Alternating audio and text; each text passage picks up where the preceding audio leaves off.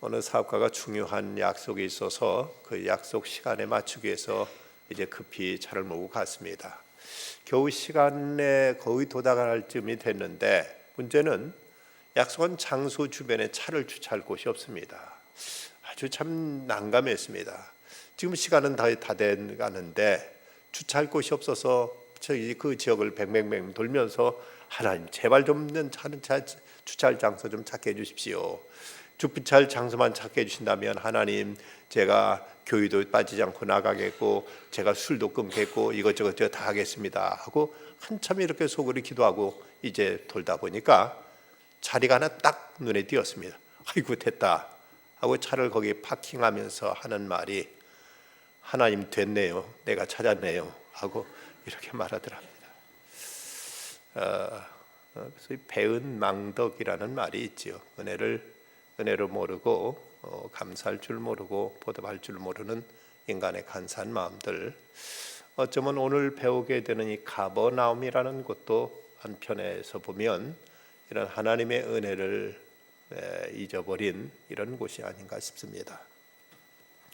가버나움은 예수님의 갈릴리 사역의 중심지입니다. 이곳은 갈릴리 호수 북서쪽에 있는 마을로서 그 당시 1,500명 정도 사는 크지 않은 마을로 이렇게 알려져 있습니다. 이 가버나움 본래 나훔의 마을, 이 가버라는 말은 마을이라는 뜻이기 때문에 가버나움은 나훔의 마을이라는 이런 이름을 가지고 있는데 갈릴리 호수가의 디베리아스라면은 이곳은 로마 사람들이 디베리우스 황제를 기념해서 만든 마을이라면 이곳은 이제 로마인들 중심인 마을이었고 이 가버나움은 유대인들이 살고 있던 이제 마을이었습니다. 예수님께서 나사렛을 떠나 갈릴리 호수 쪽에 오시면서 이곳에서 제자들을 부르셨고 그리고 예수님의 그 갈릴리 사역의 중심은 주로 이 가버나움을 중심으로 예수님께서 사역하신 것을 볼 수가 있습니다.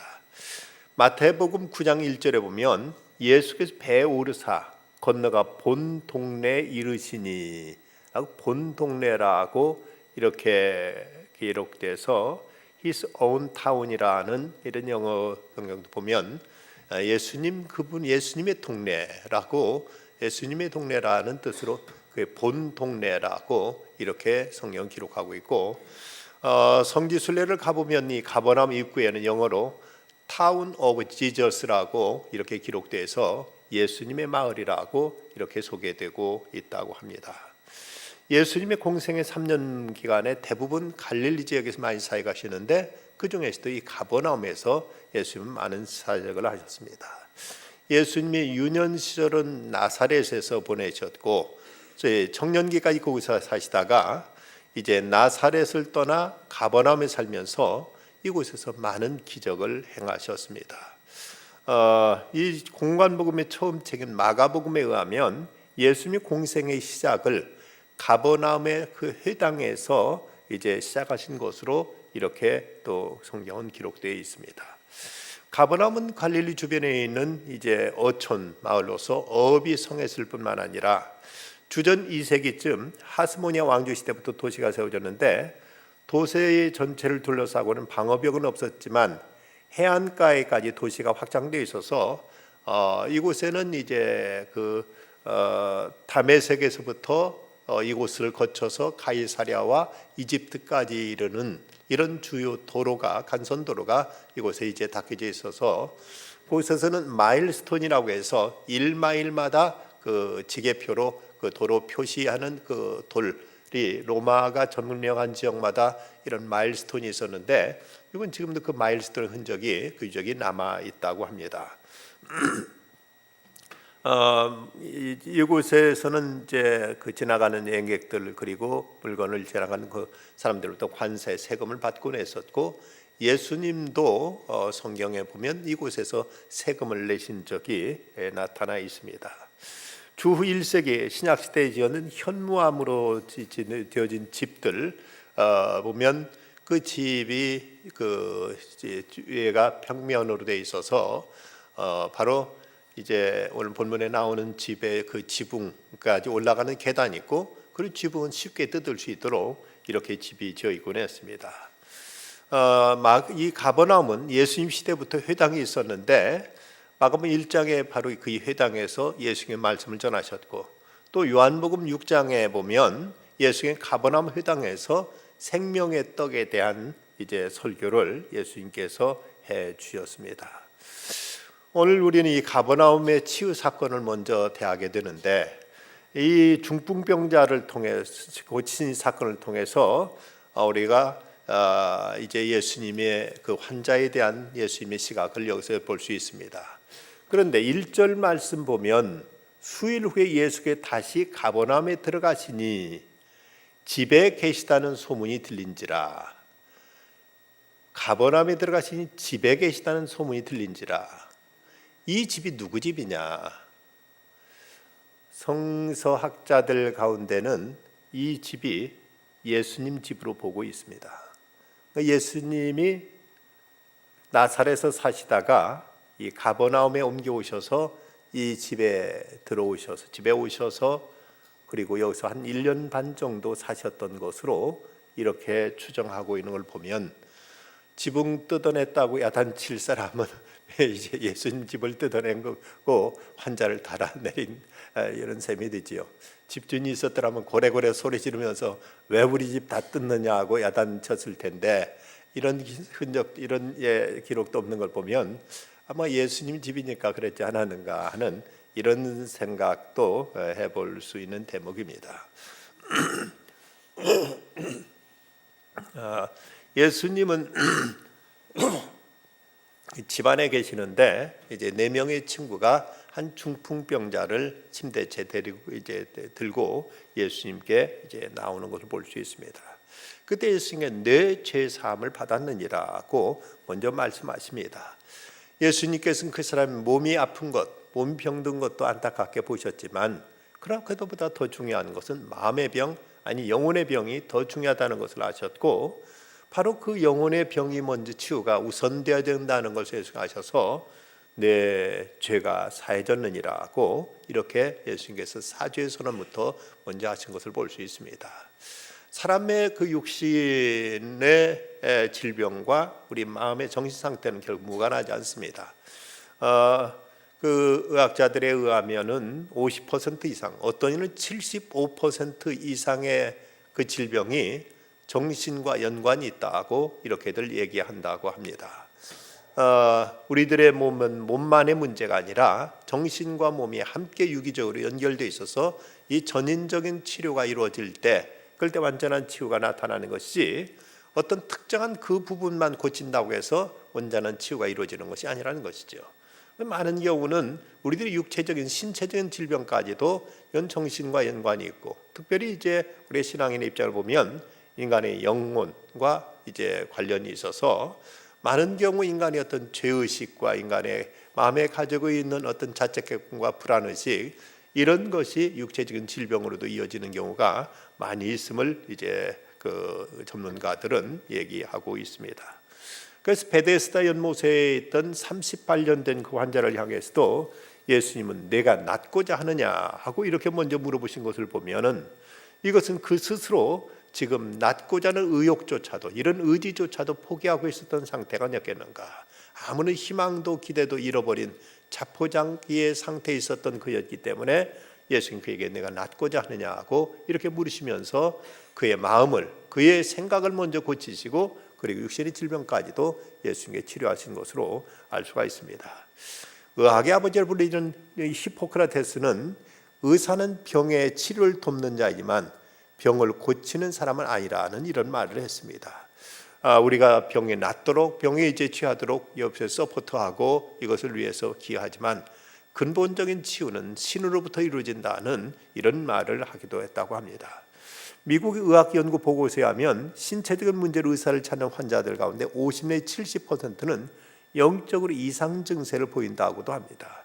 마음이 병들었기 때문에 육체가 병든 것이라는 얘기입니다. 절망의식에 사로잡히고 패배의식이나 원망, 탐욕, 이런 것들 때문에 병이 생긴다는 것입니다. 우리 마음이 건강해 육체도 건강하다면 우리들은 육체를 육체만을 볼 것이 아니라 이걸 통해서 또 다른 어떤 이제 자신의 상태를 점검할 수 있어야 됩니다. 미국 하버드 대학교 의과대에서 밝혀진 100세 장수법이라는 책에서 보면 하버드 벤스 박사는 교회에 꾸준히 다니는 사람과 다니지 않는 사람을 대상으로 스트레스, 혈압, 암 등 여러 분야에 걸쳐 비교 조사했는데 교회에 다니는 사람들이 교회에 다니지 않는 사람들보다 훨씬 더 건강하고 장수하다는 이런 또 연구 결과도 이제 보고했다고 합니다. 앞에 우리 최권 집사님 계신데 제가 지금 의학 문제 도사 앞에서 지금 문자 쓰고 있는 거 아닌지는 모르겠습니다. 제 얘기가 아니고 이런 자료가 있는 것을 제가 알려드립니다. 네, 이제 또 성경은 예수님께서는 이 사람에게 내 죄 사함을 받았느니라 하시면서 먼저 죄 사함을 선포하신 걸 보면 이 사람의 질병도 죄와 무관하지 않았다는 것을 지금 암시하고 있습니다. 그렇다면 우리들이 육체적인 질병에 걸려 있을 때 단지 병만 고치기 위해서 우리가 애쓸 것이 아니라 혹시 이 문제를 통해 하나님께 내게 경계하시는, 하나님께 내게 계시하시는 하나님의 뜻은 없는가? 이것 또한 우리 함께 생각해야 됩니다. 우리가 몸이 아프다고 해서 몸이 아픈 것만이 문제가 아니라 하나님 앞에서 내가 회개하지 못한 것, 아니면 하나님께서 이걸 통해 내게 무엇인가 깨우쳐 주시는 것, 우리에게 하나님께서 계시하시는 하나님의 음성을 우리는 찾고 그것을 우리는 이제 해결할 때 우리 육체 질병까지도 함께 해결될 수 있을 것입니다. 그런가 하면 예수님은 공동체 연합을 소중히 여기십니다. 이 네 사람이 함께 이 환자를 데리고 옵니다. 사람들 한 중풍병자를 네 사람에게 메워 가지고 예수께로 올세, 바로 네 명의 친구 연합으로 그 사람이 예수님 앞에 나와서 치유를 경험할 수 있게 되었습니다. 이제 그런데 사람이 많으니까 도저히 예수님이 있는 그 방 안으로 데려갈 수 없으니까 이제는 침대채 지붕 위로 들고 올라가서 그리고 이제 지붕을 뜯어서 이 사람을 달아 내려 가지고 그래서 이 사람을 예수님께로 이제 인도했던 것입니다. 만약에 혼자 힘 같으면 도저히 불가능한 일이겠지. 지붕을 올라간다는 것도 쉽지 않고 달아내리는 문제도 쉽지 않고 이 네 사람이 함께 힘을 합치고 같이 일에 협력했기 때문에 이 사람을 예수님께로 이제 안내할 수 있었다면, 그렇다면 이제 우리들이 하나님의 사역을 하는 데 있어서도 이것을 우리가 서로 협력하고 힘을 합친다는 것은 매우 중요한 일이라는 것을 알게 됩니다. 한 선교학자는 말하기를 하나님의 일을 한 데서 혼자 하겠다는 것은 이건 죄악이라고까지 이렇게 정리를 합니다. 우리는 결코 나 혼자 독불장구 치는 내 혼자 힘으로 할 수 있다는 이런 이제 오만, 이런 이제 망상을 버려야 됩니다. 서로 함께 더불어 같이 일하도록 예수님께서 12명의 제자를 부르셨고 제자들을 파송할 때도 둘씩 짝지어서 보내신 걸 보면 결코 예수님께서 일하시는 방법은 혼자 단독자로 홀로 하는 것보다 예수님과 함께 힘을 합쳐서 일을 하도록 제자들을 같이 부르셔서 같이 저들을 훈련시키셨고 함께 저들을 파송한 것을 볼 때 이제 하나님의 사역은 서로 힘을 모으고 같이 이제 손을 맞잡을 때 여기서 하나님의 역사가 더 배가 된다는 것을 알아야 됩니다. 예수님께서 마지막 십자가를 앞두시고 이제 마지막 밤때 예수님께 제자들을 발을 시키시고 떡을 이제 떼어 주시고 하신 다음에 저들을 위해 기도하셨던 예수님의 그 마지막 기도 가운데 보면 아버지여, 아버지께 내 안에 내가 아버지 안에 있는 것 같이 그들도 다 하나가 되어 내가 그들 안에 있고 아버지께 내 안에 계시며 그들로 온전함을 이루어 하나가 되게 하려 함은 아버지께 나를 보내신 것과 또 나를 사랑하신 것 같이 그들도 사랑하신 것을 세상으로 알게 하려 함이로소이다. 이런 하나됨의 아름다움을 보시고 예수님은 이제 이를 위해서 기도하신 것을 볼 수가 있습니다. 실리콘밸리의 전설적인 벤처 투자가로 불려지는 컴팩이나 넷스케이프를 태동시킨 존 도어는 이런 말을 했습니다. 요즘 세상은 기술이나 기업 정신, 자본은 얼마든지 있다. 그러나 훌륭한 팀은 참으로 찾기 어렵다는 말을 했습니다. 이 시대야말로 어느 때부터 팀워크가 필요한 시대라고 이렇게 말하고 있습니다. 영국 캠브리지 대학에서 아주 재미있는 실험을 했는데 대학생들로 120개의 소그룹 팀을 만들어서 각 팀별로 프로젝트를 추진하도록 했습니다. 근데 그중에 몇 개 팀은 IQ가 제일 높은 학생들로만 구성해 보았습니다. 그런데 그 결과는 아주 형편없었습니다. IQ가 좋은 학생들만 모아놨더니 모두가 똑똑한 척하면서 자기 주장만 얘기하고 전혀 팀워크가 이루어지지 않아가지고 그 보통 학생들로 이제 조직한 그 팀보다 소그룹보다 훨씬 그 성과가 훨씬 현저하게 낮게 나타나더라는 것입니다. 그 일본 격언 가운데 보면 우리 중 누구도 우리 모두를 합친 것보다 더 똑똑하지는 않다는 말이 있습니다. 아무리 제잘났다고 해도 전체를 합친 것보다 더 나을 수는 없다면 우리는 어떻든 함께 협력하고 같이 손을 맞잡고 같이 죄의 사역을 같이 이제 힘을 모아서 이를 도모할 것을 예수님께서는 이 사건을 통해서 우리에게 교훈하고 계신 것입니다. 또 예수님께서는 우리들의 믿음을 근거로 해서 치유하십니다. 5절 말씀 보면 예수께서 그들의 믿음을 보시고 중풍병자에게 이르시되 작은 자의 내 죄의 사함을 받았느니라 하시니 그들의 믿음을 보셨다. 보시고 하나님 예수님께서 그 죄 사함을 선언하셨습니다. 물론 예수님은 저들의 믿음과 무관하게 역사하실 수도 있고 때로는 그렇게 하기도 하셨습니다. 그러나 대체로 예수님은 저들의 믿음을 보시고 그 믿음에 따라서 예수님께서 역사하신 경우가 많이 있습니다. 그래서 어떤 경우는 내 믿음대로 될지어다 하고 이런 말씀을 많이 하셨는데 예수님이 내 믿음대로 될지어다 하고 말씀하셨는데 그때 우리가 믿지 않았다면 그대로 우리가 일이 이루어지지 못하고 말 것입니다. 우리가 확신하고 있다면 내 믿음대로 될지어다 하신 대로 그대로 이루어질 것이지만 우리가 속으로 의심하고 불신하고 예수 뭐 하긴 뭐래 하고 이렇게 우리가 이걸 믿지 않았다면 믿지 않은 대로 그대로 일은 무산되어 버리고 말 텐데 예수님께서는 이제 저들의 믿음을 보시고 이렇게 치유의 역사를 나타내 주셨습니다. 믿음이 없이는 하나님을 기쁘시게 하지 못하나니 누구든지 하나님께 나아간 자 그가 계신 것과 자기를 찾는 자들에게 상 주시는 이심을 믿어야 할지니라. 우리는 하나님의 역사를 설레는 마음으로 기대하며 확신하며 신뢰할 수 있는 이런 믿음의 자세가 우리에게 필요함을 예수님께 우리에게 보여주셨습니다.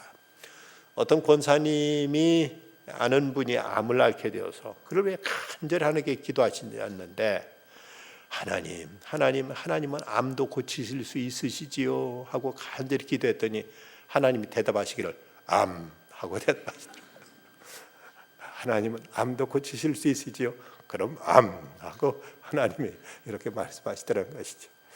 하나님 앞에는 뭐 다실 일이 없고 못 고치실 병이 없다면 우리가 주님의 능력을 믿고 주님의 은혜를 주님의 사랑을 신뢰하고 그분 앞에 우리가 믿음의 확신을 가지고 나아가서 간구할 때 주님께서는 우리들 믿음을 보시고 또한 주님께서 권능을 행하기도 하시는 것입니다.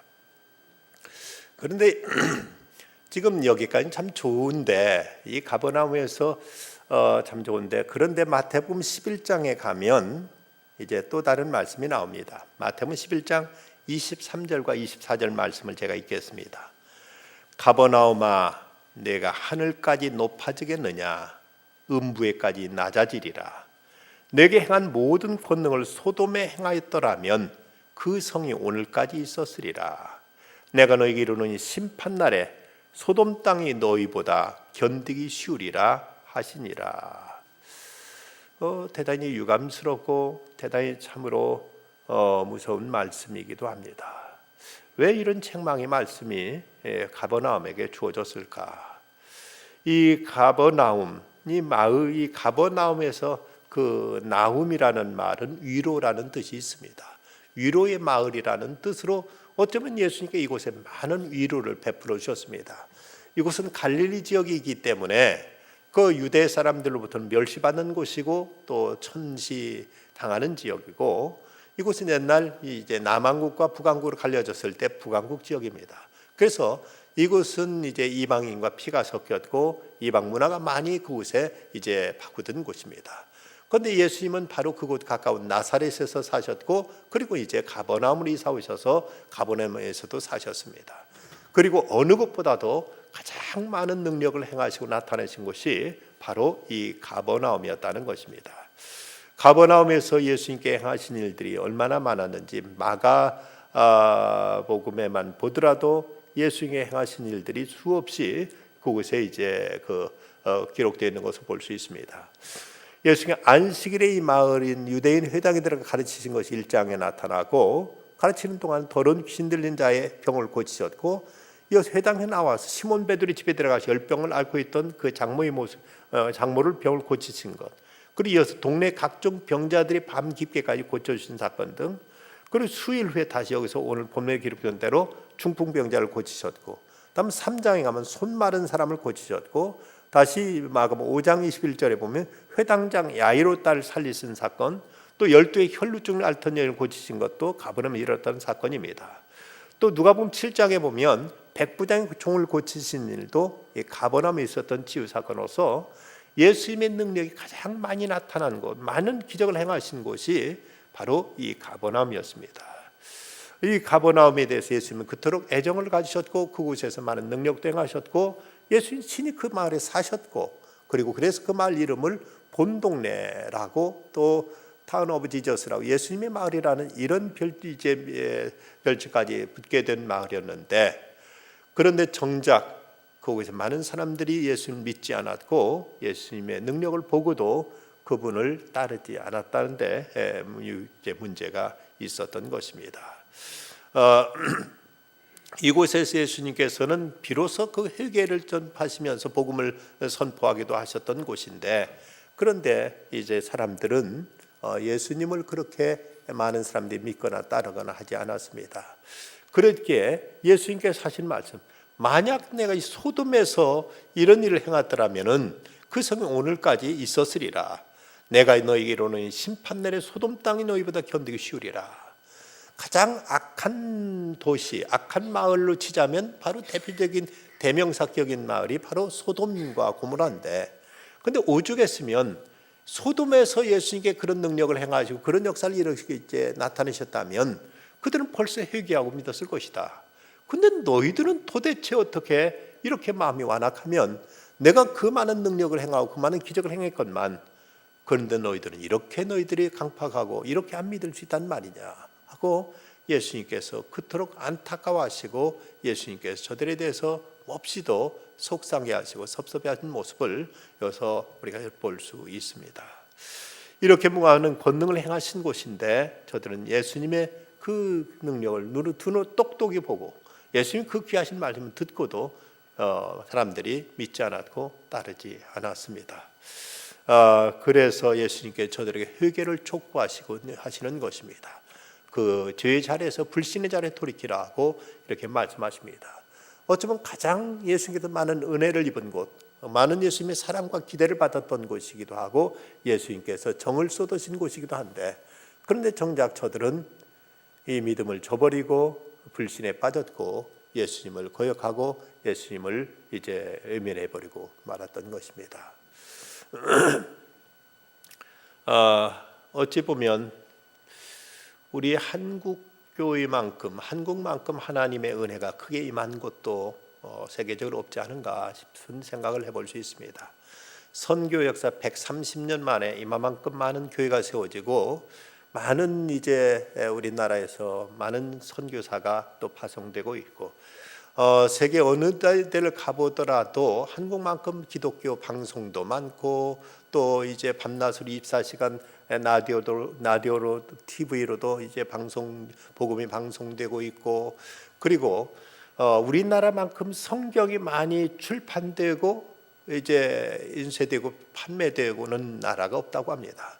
미국같이 큰 나라도 1년에 성경에 한 400만 부 정도 이제 만들어진다는데, 우리나라는 1년에 600만 부. 그것도 한글로만 아니라 전 세계 수많은 나라 말로 우리나라 성서공에서 성경이 찍혀서 외국으로 성경이 수출되고 있는 이런 나라입니다. 외국 여행을 해보신 분들은 보셨을 것입니다만은 외국에는 그렇게 교회가 많지는 않습니다. 그런데 비행기를 타고 저녁에 서울 시내를 이제 인천공항 이제 옛날 김포 쪽으로 들어오게 되면 불긋불긋 온통 십자가 천지, 어쩌면 그렇게 이 교회가 많은지, 정말로 시골을 가도 교회 없는 마을이 없습니다. 이건 큰 축복이고 큰 하나님의 은혜지요. 그런데 오늘날 점점 복음이 배척되고 있고 믿음이 조롱되고 있는 이런 시대를 맞고 있습니다. 여기에 대해서 먼저 믿는 우리들이 책임이 크지요. 우리들이 세상에 빛이 되지 못했고 세상에 덕을 세우지 못했고 그리스도의 바른 향기를 바라지 못했던 까닭에 이래서 교회가 이제 세상의 비난의 대상이 되고 있고 신앙의 조롱거리가 되고 있다는 것은 대단히 가슴 아픈 일이고 불행한 일입니다. 어쨌든 이 나라는, 이 땅은 하나님의 많은 은혜를 입은 곳, 가버나움이 예수님께 그토록 그곳을 사랑하시고 그곳에 예수님께서 많은 기적도 행하시고 그곳에 예수님께서 능력을 행하셨는데 그럼에도 불구하고 그곳 사람들이 예수님을 배척하고 반대했던 것처럼 어쩌면 이 한국이라는 이 땅에도 하나님의 많은 은혜를 부어주셨는데 그 은혜에 대한 바른 응답과 바른 열매가 맺히지 못한다면 이 가버나움에 대해서 책망하시고 심판을 선언했던 말씀이 우리 한국에 대해서도 같은 이런 책망이 주어지지 않을까 하는 이런 두려움을 갖게 됩니다. 우리나라는 그토록 가난한 나라가 이만큼 우리가 잘 살게 되었고 많은 것의 이전과 정말 확연히 다른 이런 좋은 이제 발전된 모습도 많이 있습니다만은 그러나 그 어렵던 때, 그 가난한 때는 그토록 진실하게 간절하게 하나님을 섬기던 사람들이 좀 배불러지고 등 따뜻해지니까 이제는 하나님 없이도 살 수 있는 양 편안하게 나태와 안일에 젖어가고 있다면 이런 경제의 발전은 결국 축복이 아닙니다. 오히려 화근이 될 수 있고 재앙이 될 수도 있을 것입니다. 오늘 제가 이제 여기 올라오면서 얼핏 이제 여러분이 회중서를 보면서 좀 씁쓸했던 생각의 하나는 작년 가을에만 해도 수요예배도 제법 자리가 채워졌었는데 언제부터 술술술 빠지고 자리가 많이 빈자리가 지금 많아졌습니다. 왜 그럴까? 그때 자리가 많아졌을 때 그때는 자리가 그래도 제법 수요예배 시간도 많이 채워졌던 때는 임직자 훈련하던 때였습니다. 근데 이제 임직이 끝나니까 이제 괜찮은 모양인지는 모르겠습니다만은 우리가 하나님을 가까이 하지 않아도 편안할 수 있다는 것, 그 편안함이 결국 축복은 아닙니다. 우리가 어느 때든지 하나님 앞에 늘 변함없는 아니 더 간절한 마음으로 더 가까이 할 수 있어야 될 터인데 이제 문제가 없고 편안해졌으니까 하나님 가까이 안 해도 그래도 뭐 살만하다 생각한 그런 편안함 같으면 이건 좋은 평안이 될 수 없습니다. 평안은 하나님이 우리에게 주시는 선물이지만 편안은 마귀가 주는 시험이라고 누가 말하는 것처럼 그런 편안함을 즐겨서는 결코 안 될 것입니다. 이런 가버나움을 향해서 하나님은 회개를 촉구하셨는데 우리 또한 회개해야 될 일이 있다면 마땅히 회개해야 될 것입니다. 아더벨이라는 사람이 있습니다. 이 사람은 지능이 탁월할 뿐만 아니라 용모가 출중하고 운동도 못하는 운동이었고 음악성도 좋아서 피아노도 잘 치고 노래도 잘하고 춤도 잘 추고 그야말로 팔방미인이었습니다. 그러니까 모든 사람들로부터 아주 사귀자는 이런 프로포즈가 이제 그에게 답지했고 그야말로 사교계의 스타였습니다. 그런데 그 사람의 직업이 무엇인가 하면은 보석 도둑이었습니다.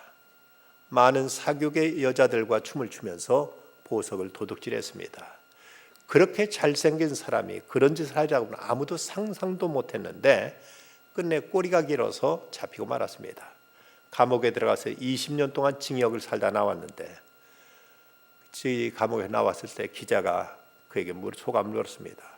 그때 그가 대답한 말이 나는 보석을 훔친 것이 아니라 내 자신을 훔친 것입니다.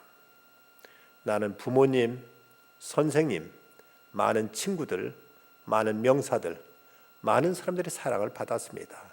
그런데 내가 한 일이라고는 도둑질밖에 없었습니다. 은혜에 대한 보답이란 하나도 없었습니다. 라고 말하면서 자기 인생을 뒤늦게 후회하더라고 합니다. 그토록 많은 기대를 받았고 많은 사랑을 받았건만은 그것을 도둑질로 응답했던 아더벨이라는 사람처럼 우리에게 많은 은혜, 많은 축복이 주어졌음에도 불구하고 여기 된 바른 사명과 책임으로 응답하지 못하고 불신과 그리고 안일과 방종으로 흐르고 만다면 이 또한 아더베리처럼 참으로 자신을 훔치는 이런 죄악이 되고 말 것입니다. 오스카 와일드라는 유명한 단편 작가가 그는 성경을 보다가 문득 그런 생각을 들었습니다. 예수님께 많은 병자들을 고치시고 심지어 죽은 사람들까지도 살려주셨는데 근데 성경에 보면 그 다음 이야기가 안 나옵니다. 이 사람이 그렇게 병 고침 받고 그렇게 이제 죽을 병에 살아났으면 뭔가 그걸 통해서 아름다운 이야기들이 이어져야 될 텐데 성경에 그런 기록이 나오지 않는 것을 보면서 그는 의아하게 생기다가 나름대로 작가적인 상상력을 가지고 그런 이제 이제 주옥의 단편을 이제 쓰게 됩니다. 그러면서 그가 이제 상상해 쓴 그 단편 가운데 그런 추리에서 이런 얘기를 하고 있습니다. 예수님께 어느 날 길거리에서 주정꾼을 만나십니다. 거의 폐인이 되어 있었습니다. 예수님께 왜 그런 생각을 하고 있느냐 물었더니 이 주정꾼의 대답이 이렇습니다. 당신 내가 절름발이었을 날 이렇게 걷게 만들어 줬습니다. 그러나 걸어다니면 무엇을 하면서 먹고 살라는 말이에요. 그동안 직업을 구해보았지만 만족할 직업은 하나도 없었어 하고 이렇게 핑계댑니다. 그 다음 예수님 한 창녀가 남자들 사이에서 희롱당하는 장면을 보게 됩니다. 예수님이 그 여자에게 묻습니다. 어째서 이런 생활을 하고 생활을 되돌아가느냐. 창녀가 대답하는 말이 당신이 나를 창녀에서 건져 세상을 만들어준 것 같지만 거기서 발을 씻은들 무슨 행복이 있단 말이에요. 나는 고독에 살 수가 없기 때문에 다시 창녀 생활로 돌아왔소 하고 이렇게 말합니다. 그 다음 예수님은 한 불황자가 정신없이 이웃 사람을 매질하고 있는 상황을 만납니다. 예수님이 그에게 묻습니다. 여보시오 청년 어째서 이런 일을 하고 있어? 그냥 그 하는 말이 나는 당신 눈을 뜨게 해준 소경이었어. 그런데 눈을 뜨고 무엇을 보라는 거예요? 보이는 것 모두 신경을 자극하고 귀찮고 화나는 것뿐이었어. 결국 나는 화풀이도 하고 마구 치고받고 하는 생활이 내게 주어진 길이라고 생각했어 하고 이렇게 대답했더라는 것입니다.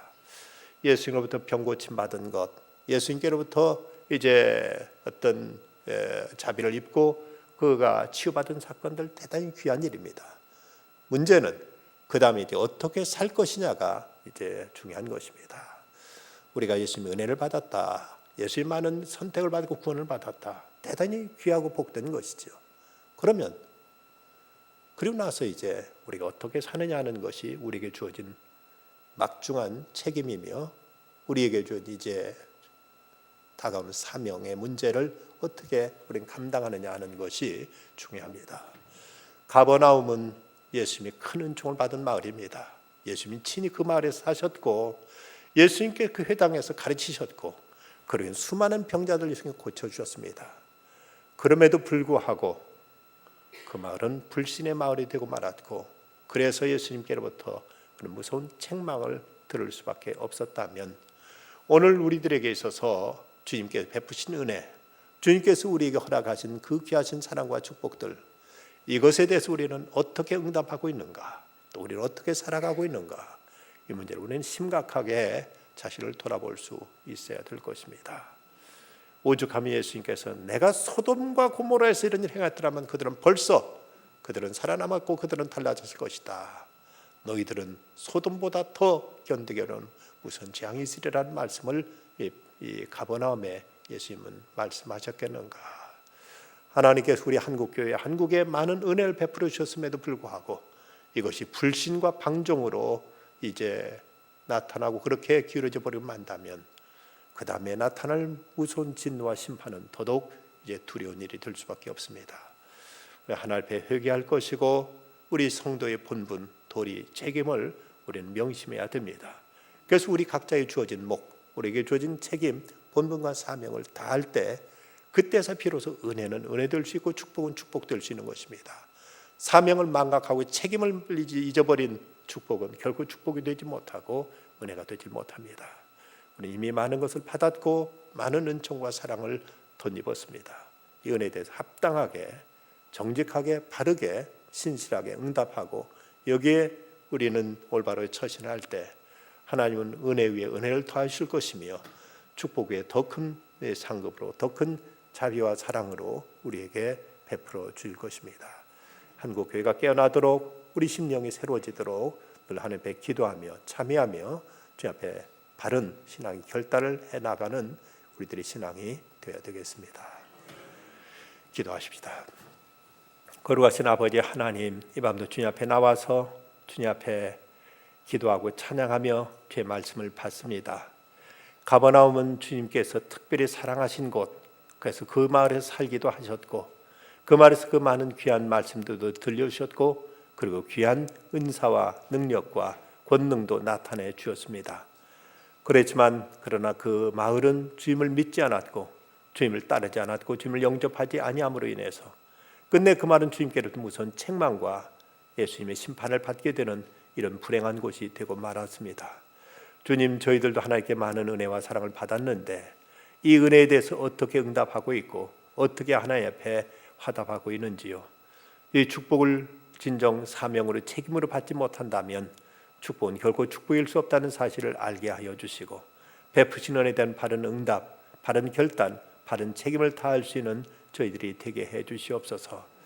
한국 교회의 연약한 모습을 주여 긍휼히 여겨 주시고 다시 성령을 불같이 내려 주셔서 시든 영혼이 깨어나게 하여 주옵시고 잠자던 영혼들이 하나님이여 새롭게 벌떡 일어나게 하여 주시옵시며 가물어 메마른 땅에 성령의 단비를 내려주셔서 하나님이여 다시 한번 주 앞에 소생하고 일어나서 에스골 골짜기 뼈다귀가 큰 군대를 이루듯이 이 시대 속에 하나님의 뜻을 감당할 수 있는 살아 역사하는 주님의 교회요 주님의 백성들로 거듭나게 하여 주시옵소서. 이 일이 저희들부터 먼저 시작되게 해주시고 저희 각자가 주 앞에 바르게 결단한 중에 한국교회가 새로지며 하나님의 거룩한 역사를 이룰 수 있는 십자가 군병으로서의 그 책임을 다할 수 있게 하여 주시옵소서. 예수님의 이름으로 기도드리옵나이다. 아멘.